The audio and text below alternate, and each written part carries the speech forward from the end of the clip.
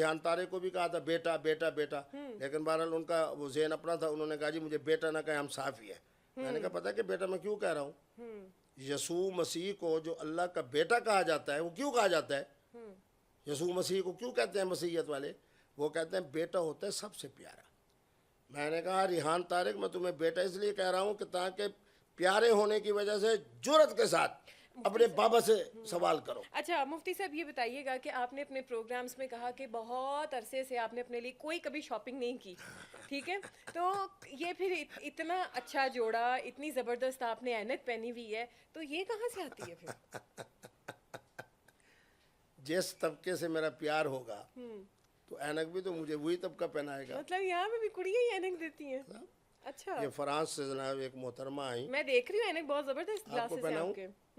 نہیں ابھی میں پہنوں گی, لیکن پہلے میں آپ سے اس کا جواب. میری اینک جو پہنتا ہے نا اس کی شادی پر ہوتی 10 سے 15 دن کی. نہیں میں نے پہنی, اس لیے نہیں میں نے پہنانی بھی نہیں, کیونکہ میں شادی نہیں ابھی کرنی نا میں نے, اس لیے.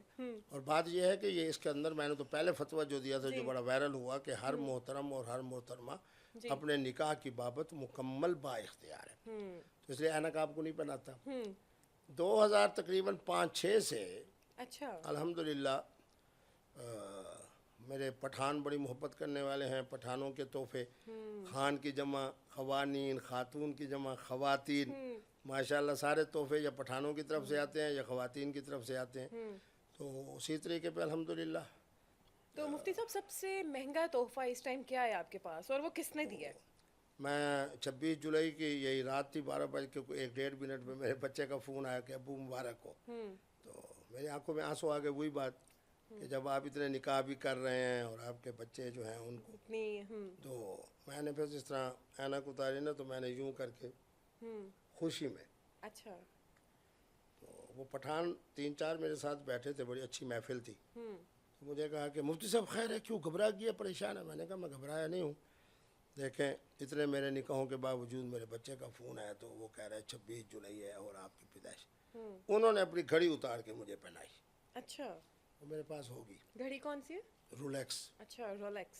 تو پھر میں نے بچوں کو جا کے جب دکھایا, بچوں کو میں نے کہا, ایک کو میں نے کہا تم پہن لو, تو انہوں نے کہا نہیں بابا آپ ہی پہنو. تو بہرحال اس کے بعد میں نے ان سے پوچھا تو وہ انہوں نے پھر آپ کو پتہ ہے قیمتی چیزوں کا پیچھے ماڈل شاڈل دیکھ کے نیٹ زندہ باد, تو انہوں نے کہا کہ اگر آج کی اس کے نرخ بنائے تو یہ 18 سے 19 لاکھ روپے کی. رولیکس, تو رولیکس کا نام آ جائے تو سمجھے وہ ویسے ہی بہت مہنگی چیزیں ہوتی ہیں.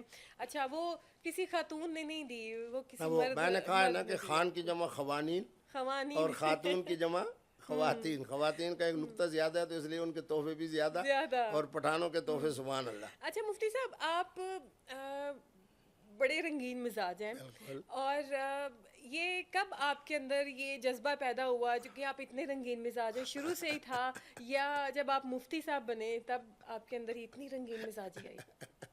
اب راز کی بات ہے, اٹھا دوں؟ جی جی بالکل ضرور. اصل میں یہ تھا کہ میری سعودی عرب میں تھی ایکسپورٹ, اور یہ 76 سے, تو والد صاحب اس کو دیکھتے تھے. پھر میں جب ہوا تو پھر میں نے دیکھنا شروع کیا. تو ہمارے ایک نوجوان تھا جو ہماری جوتیوں کی وہاں سیل مین تھا. اس نے کہا کہ مفتی صاحب ایک ٹکٹ بڑی اچھی آئی ہے, جدے آئیں عمرہ کریں, پھر واپس کراچی آئیں اپنے بچوں کو ملیں, پھر اسی نرخ میں آپ دلی جائیں, وہاں انڈیا گھومتے ہیں, پھر وہاں سے واپس آپ آ جائیں کراچی, اور اس کے مطابق کراچی کے ٹکٹ میں آپ کو دلی اور یہ سارا علاقہ جو ہے وہ. تو عمر اس وقت ہوگی میری کو تقریباً سن کی بات ہوگی 83 کی یا 84 کی جی. اور اس سے پہلے میں چونکہ 82 میں جب صدام صاحب کا مہمان تھا جی. تو 7 سٹار ہوٹل تھا, تو اس کی جتنی انتظامیہ تھی وہ ساری جناب انڈین تھے, سکھ بھی تھے, اور ذرا وہاں سے تھوڑی سی ایک رنگینی پیدا ہوئی. اچھا. پھر اس کے بعد جب میں انڈیا میں پہلی دفعہ گیا نا, تو وہ بچہ وہاں کا رہنے والا تھا, تو اس نے مجھے کہا کہ جی فلاں جگہ چلتے ہیں اور فلاں محفل ہے اور بڑا اچھا آپ کا, تو چونکہ آپ پاکستان کے بڑے تاجر ہو. تو پہلی دفعہ جب میں اس محفل میں گیا نا تو یقین کرو میری ٹانگیں کانپ رہی تھی. اچھا. صرف اس تصور میں کہ یہ مجھے پتہ نہیں کہاں لے کے جا رہا ہے. اب وہاں سکھ بھی ہیں, ہندو بھی ہیں, جس طرح کی وہ اللہ معاف فرمائے، اللہ معاف فرمائے. اب تو اس طرح کی محفلیں پاکستان میں بھی بہت زیادہ نظر آتی ہیں. پارٹی مفتی صاحب اس طرح کی پارٹی ہے اور یہ ہے. مفتی صاحب پاکستان والی پارٹیاں کرتے ہیں آپ؟ میں جاتا ہوں، جو مجھے بلاتا ہے میں جاتا ہوں، بالکل جاتا ہوں. مجھے پتہ نہ چلے کہ پاکستان میں کیا ہو رہا ہے. اچھا، صرف یہ پتہ لگانے کے لیے کہ پاکستان میں کیا ہو رہا ہے پارٹیوں میں جاتے ہیں، اپنے ششکوں کے لیے نہیں نہ جاتے؟ اب 70 سال کی عمر میں کیا ششکا ہوگا. تو مفتی صاحب پھر اتنی خواتین جو ہیں وہ لائنوں میں لگی ہوئی ہیں کہ ہم نے نکاح کرنا ہے مفتی صاحب یہ ان خواتین کا ششکا ہے نا. بعض دفعہ یہ ہوتا ہے کہ آدمی لسی اپنے اس کے مطابق نہیں پیتا، لیکن جو پیش کرنے والے ہوتے ہیں ان کی وجہ سے آدمی ملک شیک اچھا پی لیتا ہے. مفتی صاحب جنہوں نے نہیں پینا انہوں نے نہیں پینا نا میں کیوں انکار کروں.